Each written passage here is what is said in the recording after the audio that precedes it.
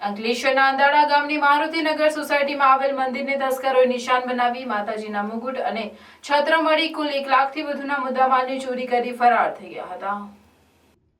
અંકલેશ્વર પંથકમાં શિયાળાની કડકડતી ઠંડી વચ્ચે ચોરીની ઘટનાઓ સામે આવી રહી છે। ત્યારે ગતરોજ મોડી રાત્રે અંકલેશ્વરના અંદાડા ગામની મારુતિનગર સોસાયટીમાં આવેલ કોટેશ્વર મહાદેવ મંદિરને તસ્કરોએ નિશાન બનાવ્યું હતું। તસ્કરો મંદિરમાં પ્રવેશ કરી માતાજીના મુગટ અને છત્ર મળી કુલ 1 લાખથી વધુના મુદ્દામાલની ચોરી કરી ફરાર થઈ ગયા હતા। આજે સવારે શ્રદ્ધાળુઓ દર્શન પૂજન અર્થે મંદિરે પહોંચતા ચોરી અંગેની જાણ થઈ હતી, જેના પગલે લોકો ભેગા થઈ ગયા હતા। ચોરી અંગે અંકલેશ્વર બી ડિવિઝન પોલીસે ફરિયાદ નોંધી તપાસ હાથ ધરી છે। અત્રે ઉલ્લેખનીય છે કે ચોરીની ઘટનાઓ અટકાવવા માટે પોલીસ પેટ્રોલિંગ વધુ સઘન બનાવવામાં આવે તેવી રહીશોએ માંગ કરી હતી।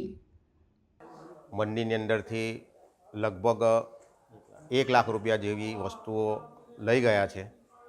આ વસ્તુ માટે અમે પોલીસ સ્ટેશનમાં પણ ફરિયાદ કરેલી છે। પોલીસ સ્ટેશન તરફથી પોલીસ અહીંયા આગળ આવીને કર્મચારીઓ આવીને એનું ઇન્વેસ્ટિગેશન કરી ગયા છે, પણ અમારી વધુ એક એવી માગણી છે કે થોડું પેટ્રોલિંગ થોડું વધારી દેવામાં આવે તો આ બાબતે થોડું આગળની કાર્યવાહી થઈ શકે। મંદિરની અંદરથી માતાજીનો એક મુગટ ગયો છે અને ઉપર માતાજીની ઉપર જે છત્ર મૂકેલું છે તે ગયું છે। આ બધું મળીને કુલ લગભગ 1 લાખ જેવી રકમ થાય છે।